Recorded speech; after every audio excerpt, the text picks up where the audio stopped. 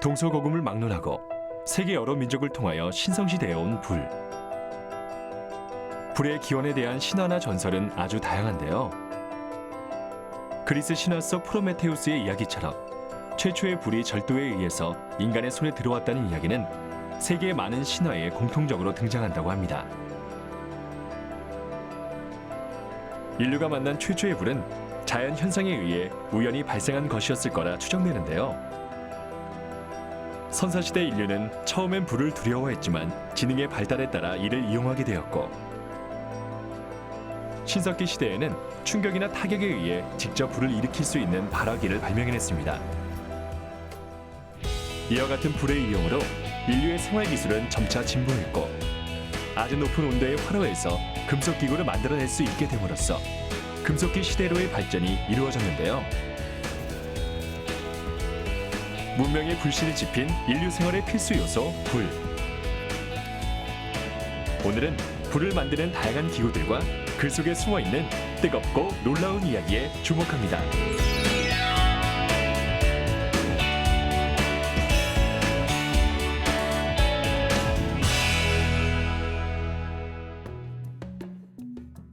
불을 쉽게 얻기 어려웠던 과거. 대부분의 가정에서는 불씨를 꺼뜨리지 않고 이를 계속 지켜갔다고 하는데요. 화로에 보관한 불씨를 잘 지키는 일은 그 집안 며느리 또는 주부의 가장 중요한 의무 중 하나였다고 합니다.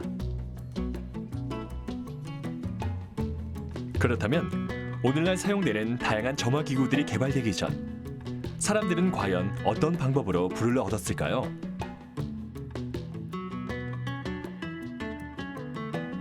인류가 불을 피우기 위해 사용한 최초의 방법은 바로 타격.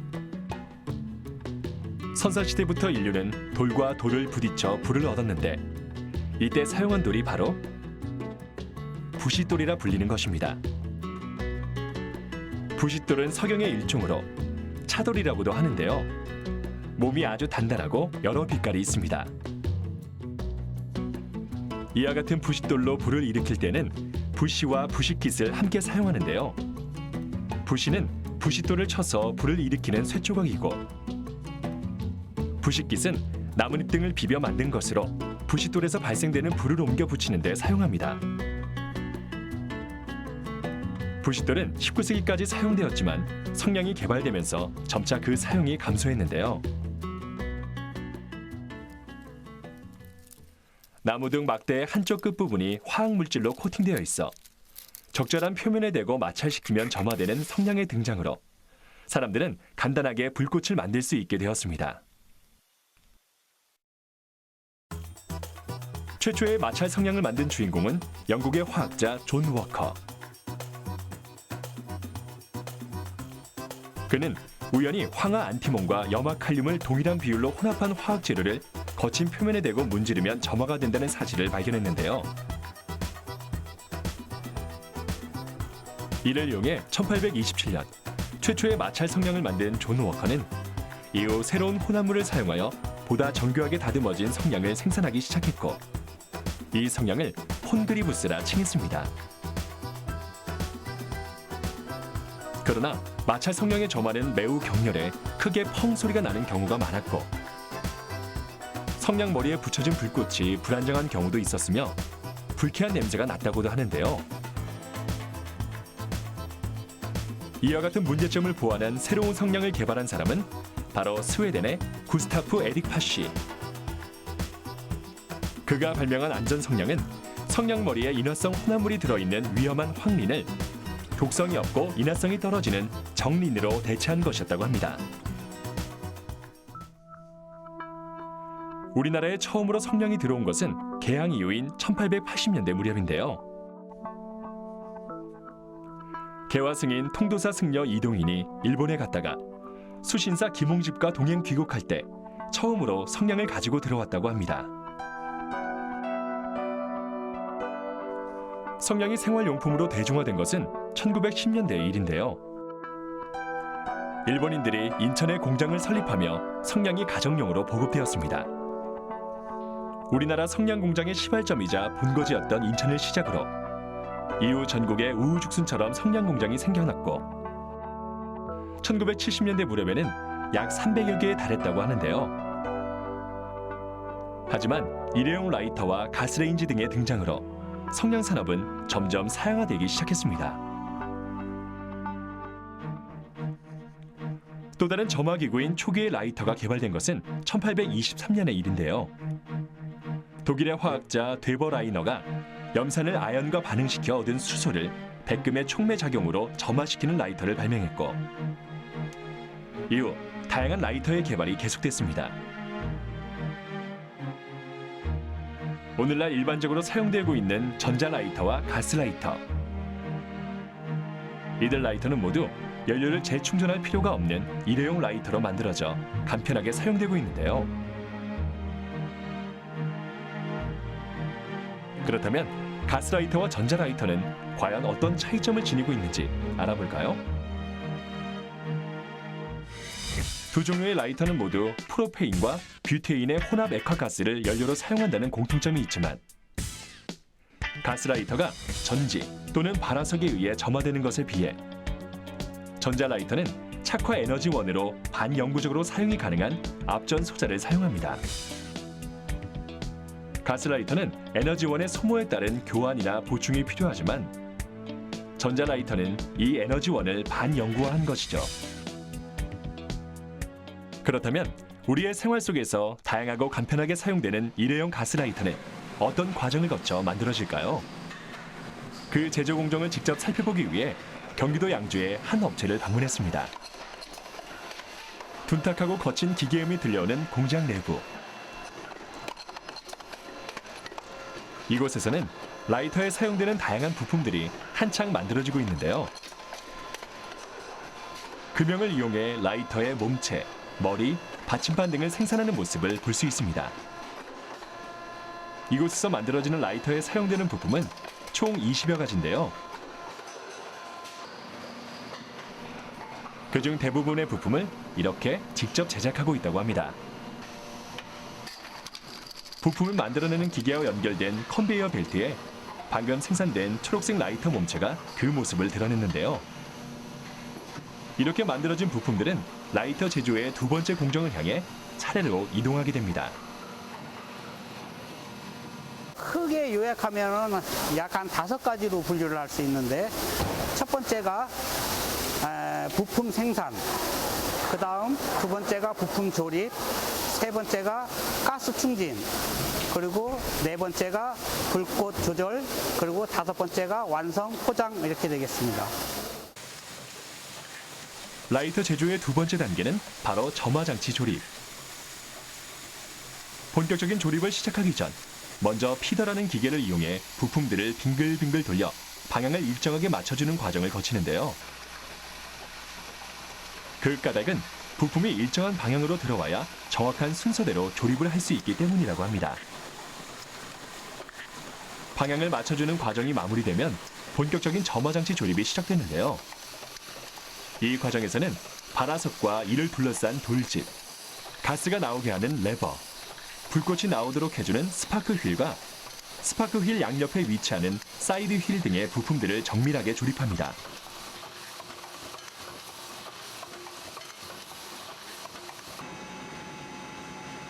이곳에서는 라이터 속에 들어있는 액체 상태의 가스를 기체가 되도록 하며 가스의 불순물 또한 제거해주는 필터가 제작되고 있는데요. 이 필터는 극세사의 프로필렌을 코팅해 만든 것으로 필터실만 50여 가닥이 넘고 각각의 필터실은 또다시 150여 가닥의 극세사로 이루어져 있다고 합니다.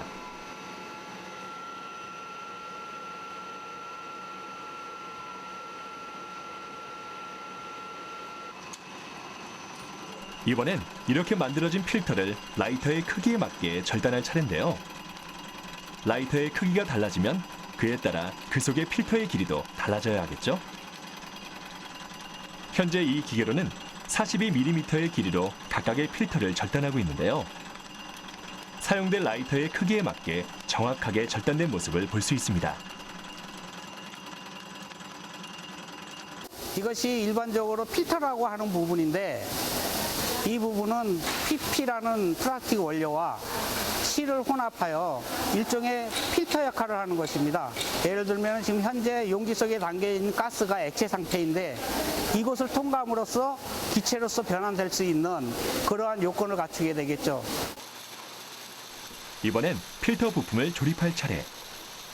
이때 티링이라고 불리는 금속 소재를 가스 탱크 위에 씌우는데 이는 필터를 일정한 위치에 잘 조립하기 위함이라고 합니다. 티링을 먼저 씌운 다음 그 위에 필터가 올라가는 원리인 것이죠.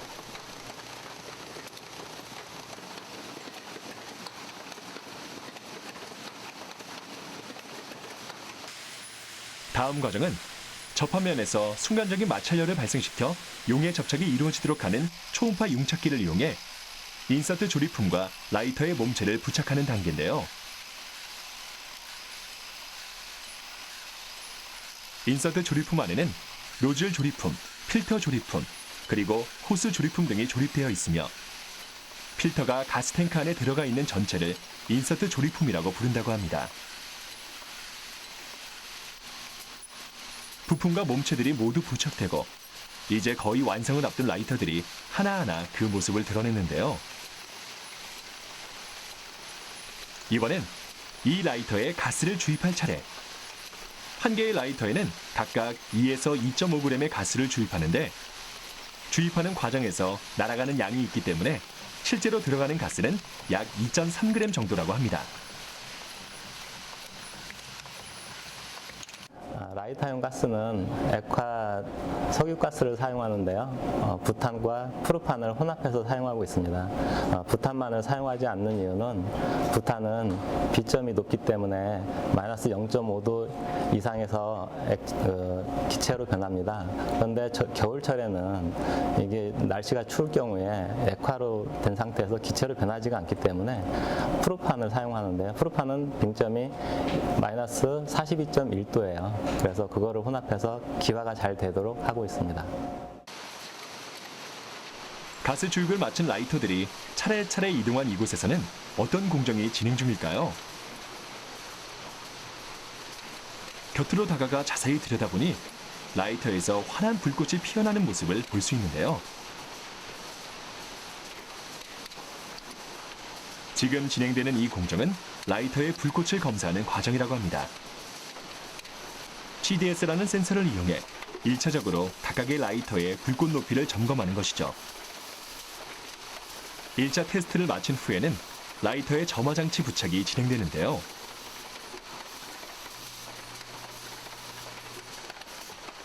이렇게 점화 장치까지 모두 부착된 라이터는 발화 장치 검사 과정을 거칩니다.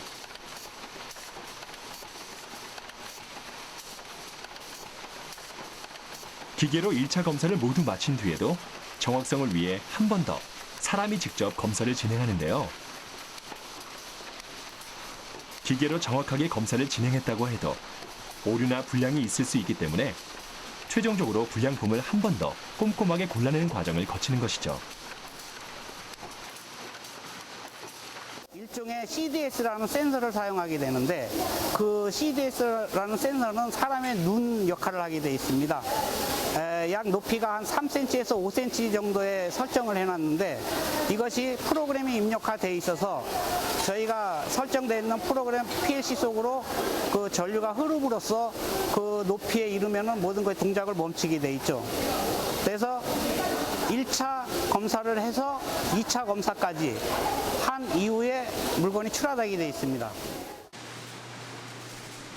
부품 생산과 조립, 그리고 가스 주입과 불꽃의 높이 검사까지 다양한 공정을 거쳐 완성된 라이터들. 하나의 라이터를 만들기 위해 필요한 수많은 과정과 꼼꼼한 작업들을 함께 지켜봤는데요. 이렇게 만들어진 라이터들은 우리의 일상에서 편리하고 안전하게 사용되겠죠?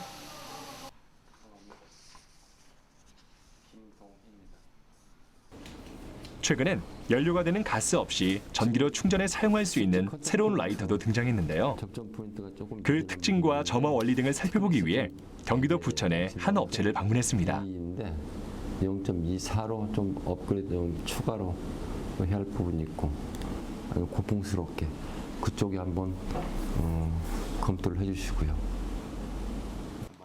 가스 없이 사용이 가능한 충전식 전자라이터를 제조하는 이곳에선 제품 연구와 생산 등을 위한 회의가 한창 진행되고 있었는데요.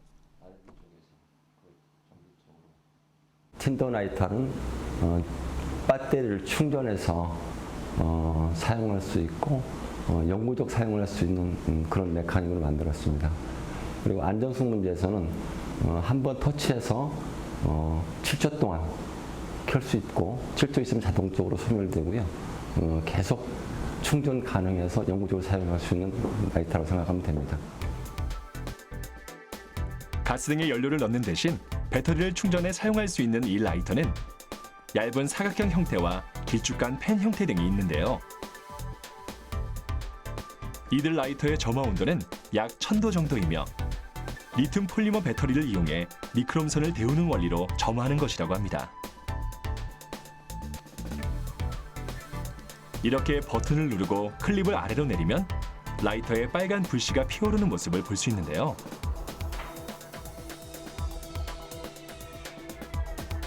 그럼 이 충전식 라이터를 이용해 물체에 직접 불을 붙여볼까요?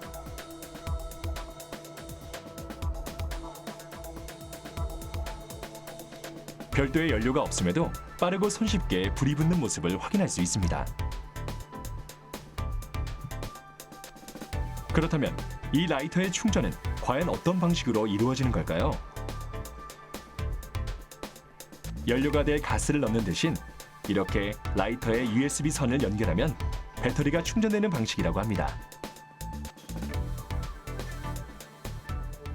틴더라이터 충전법은요, 기존 나와 있는 스마트폰 충전기로도 가능하고요, 별도에서 당사에서 주는 USB 코드, 그걸로도 충전이 가능하고 40분 정도 충전하면 완충이 됩니다. 최근엔 다양한 기후와 환경 등에서 불꽃을 일으킬 수 있는 또 다른 점화 기구도 관심을 받고 있는데요. 단순한 생김새의 이 기구들로 어떻게 불을 붙일 수 있는 걸까요? 이와 같은 방식의 점화 기구를 생산하는 서울의 한 업체를 찾아가 자세한 이야기를 들어봤습니다.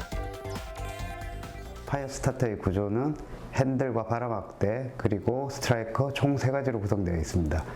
첫 번째 핸들은 바람막대를 잡을 수 있는 역할을 합니다. 두 번째 바람막대는 발화 촉매 역할을 하는 페르세륨이라는 재료와 빛과 열을 내는 마그네슘이 복합되어 있는 것을 말하고요. 마지막으로 스트라이커는 바람막대를 쳐서 불꽃을 낼 때 사용되는 도구로 녹 방지를 위해서 고강도 스테인리스로 만들어집니다.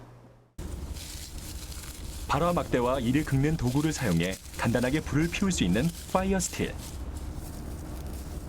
예전엔 탐험가나 군인들이 주로 소지했던 물품이라고 하는데요. 이 기구는 물에 젖거나 바람이 불어도 무리 없이 사용이 가능하다고 합니다. 그럼 바람이 부는 야외에서 파이어 스틸을 이용해 불을 붙이는 모습을 함께 살펴볼까요? 불을 붙이시려면 부식켓에다가 파이어스타트에 마그네슘 봉을 갈아가지고 바람막대를 가셔서 마그네슘 가루를 떨어뜨리시면 됩니다. 이렇게 마른 풀 등의 부식깃에 파이어 스틸을 가까이 대고 날카로운 쇳조각으로 긁기만 하면 간단하게 불이 옮겨 붙는 모습을 볼 수 있는데요.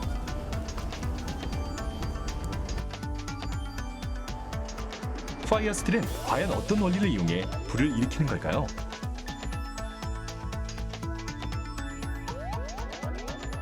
바람막대를 스트라이커로 긁게 되면 바람막대의 가루가 발생되고 발생된 가루는 공기 중에 접촉되는 부분이 많아지면서 급격하게 산화가 되며 산화되는 과정 중에 약 3000도씨의 높은 열이 발생하게 됩니다.